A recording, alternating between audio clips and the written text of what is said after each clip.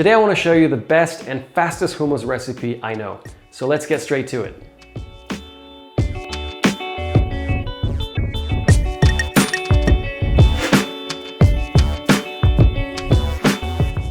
Hello and welcome back to cooking.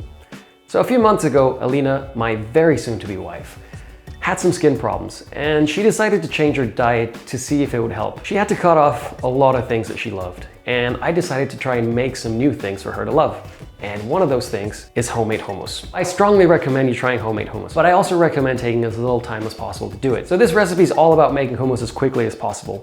And this is going to mean taking a few shortcuts where we can to save time without sacrificing quality. Now, the biggest shortcut I would say is using canned chickpeas.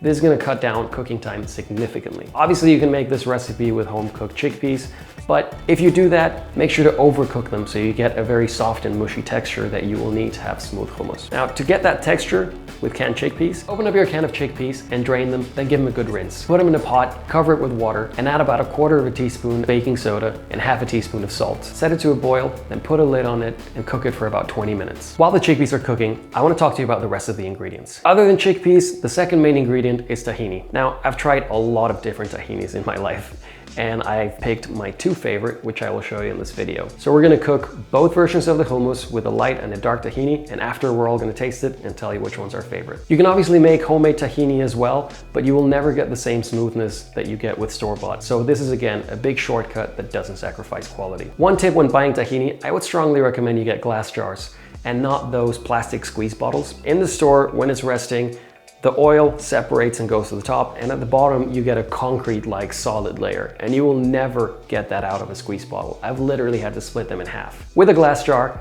just open it up, get a spoon in there, and mix it well before making your hummus. Now, the final ingredients are just lemon and ice water. Lemon will help you bring out all the flavors. The acidity really helps to make the whole dish taste more alive. I will use lemon juice in this recipe, but you can use some of the zest for the garnish as well. Ice water just helps blend everything smoothly. If you don't have ice, use cold water. Since we're gonna be doing this in a food processor, the hummus tends to heat up with time. So using ice water helps it all be a bit cooler. The only other flavors I always use in hummus are garlic and cumin. Now for the garlic, I don't like to use raw garlic because it leaves a lingering sharp flavor in your mouth. So to make it milder, I'm gonna use the world's tiniest pan, and I'm gonna crush the garlic and cook it in olive oil at low temperature without browning it at all. This gives it a much smoother flavor. As for the cumin, don't overuse it. Use about 1/2 teaspoon for the recipe. So now that you have an overview of the ingredients, let's make some hummus. For best results, I would recommend using a food processor. Start by putting the tahini, lemon juice, salt and cumin, garlic, olive oil in the food processor. Start blending and add ice water as needed for everything to flow smoothly. Don't overdo it or your hummus will be too liquid. Stop and scrape with a spatula every now and then blend it for another minute. Now you can see here that the chickpeas are done cooking. You can drain them, put them back in the pot and pour some cold water to cool them down. You can remove some of the skins that come off to get smoother hummus,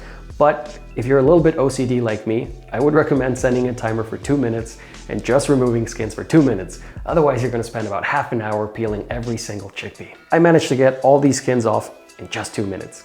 Put the chickpeas in the food processor and blend for about 3 minutes, stopping to scrape every now and then and adding more ice water as needed. Okay, this looks about done. For serving, I like to place it in a bowl and add some garnishes. My absolute favorite garnish is olive oil and some chipotle puree. It gives it an amazing, smoky, spicy flavor. But you can also fry some rosemary and lemon zest and pour it on top with olive oil, or just get creative with the garnish. Now, as promised, I made 2 versions of the hummus. Here you can see the hummus made with a lighter tahini, and here's the one with a darker tahini. Let's see what the team thinks.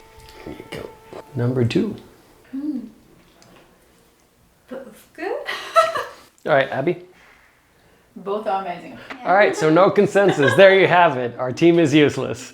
Let's try the expert. They're both good. So that's it. I hope you enjoyed this video, and I really hope it encourages you to make some homemade hummus. As always, you can find the recipe in the description below. If you have any ideas for some amazing garnishes, please let us know in the comments below. Thanks so much for watching. Catch you in the next one.